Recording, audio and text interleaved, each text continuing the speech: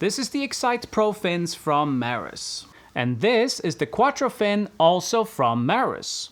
And in this review of the Excite Pros, I'm going to compare them to my old trusted Quattro fins and see what's been improved and if they're any good for us underwater videographers. And let's waste no time and jump straight into it. I bought my Quattro fins 10 years ago when I started my dive master training. They were recommended to me by my dive instructor, who basically said the way you dive, you need fins that won't break easy.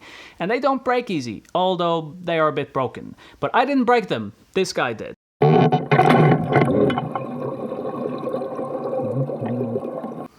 That's right, all these bite puncture marks was finally too much for these fins, and after my last triggerfish attack a few months back at Chumpan Marine Park, it was time to look for a new pair. And by the way, don't get yellow fins if you're diving the tropics, because triggerfish don't like yellow apparently. It would certainly explain a few things. Now, I'm not a particular brand fanboy, so I thought I'd look around and see what else is on offer in my price range. However, after considering alternatives from several brands, I landed on the Maris Excite Pros, and since I bought them, I've had a chance to bring them out on a liveaboard trip, several day trips, and quite a few snorkel sessions. Now, before I go into details on the Excite Pros, let's quickly go over what I'm comparing them to. Like I mentioned, I've had the Quattros for just about 10 years, and in that time, I've managed to do about 2,000 dives.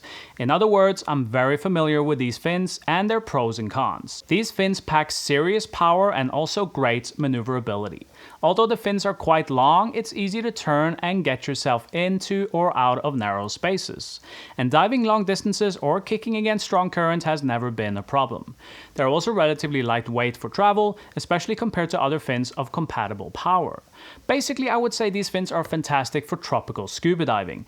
They are, however, quite bad for snorkeling. The blade is very light and will come up above the surface while kicking, meaning the power is greatly reduced.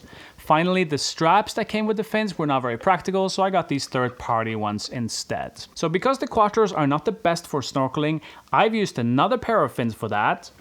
These Maris fins. But let's not complicate this review further. Sufficient to say I've always wanted to own a fin that is as good or better than the Quattro for scuba diving, while at the same time being at least better for snorkeling. Now, I've used the Excite Pros for 3 months now, and I can confidently say that this is a great upgrade to the Quattros. So let's start at the back here.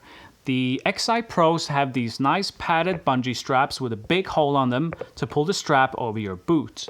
The foot pocket is large and comfortable on the boots. The blade itself has a very stiff ridge, which is where the power of the fin is generated. And the center is very soft, even softer than on the old Quattros. This means that the water is scooped up more and pushes out, and this generates more power. Now, I've got no tests to base this on, but just from normal use, I'd say these fins are about 30% more powerful than their predecessors. And when it comes to handling, they are just as good as the Quattros. Also, you'll notice they're not yellow, and I've not been attacked by a triggerfish yet, so there's that. But are they any good for snorkeling? When I travel, I often do both scuba diving, snorkeling, and some shallow free diving, and I always wanted a fin that can do it all well. And I'm happy to say this is the fin. Is it the best snorkeling fin ever? No. But it does it quite well, and so much better than the Quattros, and it's also an amazing fin for scuba diving.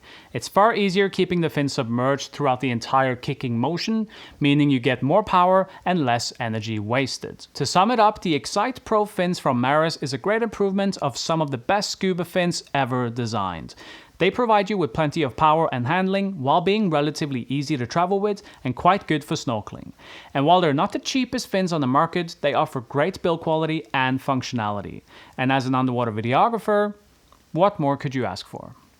That's it from me, guys. Thank you for watching. Please give the video a like and consider subscribing if you haven't already done so. It really helps out the channel. I'll see you in the next one.